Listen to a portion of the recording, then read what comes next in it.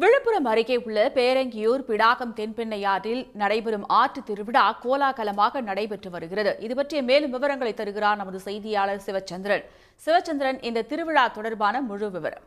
தமிழர்களின் பாரம்பரியத்தை விளக்கக்கூடிய விழாவானது முடிவடைந்து தொடர்ந்து அதனைத் தொடர்ந்துதான் நாங்கள் குறிப்பாக இந்த வடமாட்ட பகுதிகளான விழுப்புரம், கடலூர், கள்ளக்குறிச்சி உள்ளிட்ட மாவட்டங்களில் தான் இந்த ஆற்று திருவிழாவானது ஆண்டுதோறும் பார்த்தீங்கன்னா தை 5ஆம் நாள் தென்பெண்ணை ஆற்றங்கரைகளில் வெகு விமர்சையாக கொண்டாடப்படுவது வழக்கம். இன்றும் பார்த்தீங்கன்னா அந்த திருவிழாவானது வெகு விமர்சையாக கொண்டாடப்பட்டு வருகிறது. அதாவது நாம பார்க்கக்கூடிய பகுதி பார்த்தீங்கன்னா விழுப்புரம் அருகே உள்ள பிடாகம், பேரங்கூர், தென்பெண்ணை ஆறு. இந்த தென்பெண்ணை ஆற்றில் தான் அதாவது தென்பெண்ணை விவசாயத்திற்கு நீர் தரக்கூடிய தென்பெண்ணை ஆற்றுக்கு தென்பெண்ணை ஆற்றிற்கும் விவசாயத்திற்கும் நன்றி தெரிவிக்கும் ஒரு விழாவாகத்தான் இந்த ஆற்று திருவிழா ஆண்டுதோறும் கொண்டாடப்படுகிறது.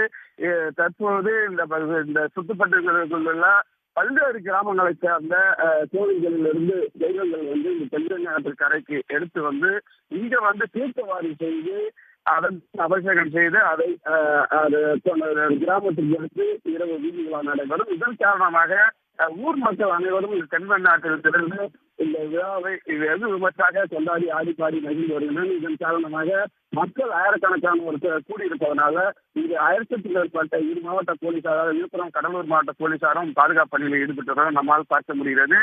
மக்கள் இங்கு ஆற்றுத் திருவிழாவுக்கு அதிக அளவு வர என்பதனால் விழுப்புரம் அரசு போக்குவரத்து கழகம் சார்பிலும் சிறப்பு பேருந்துகளை இயக்கி அது மக்களுக்கு ஒரு சிரமமில்லாத விழாவாக தற்போது இந்த மக்கள் கொண்டாடி வரும் காட்சிகளை நம்ம நேரடியாக பார்த்து கொண்டிருக்கிறோம்.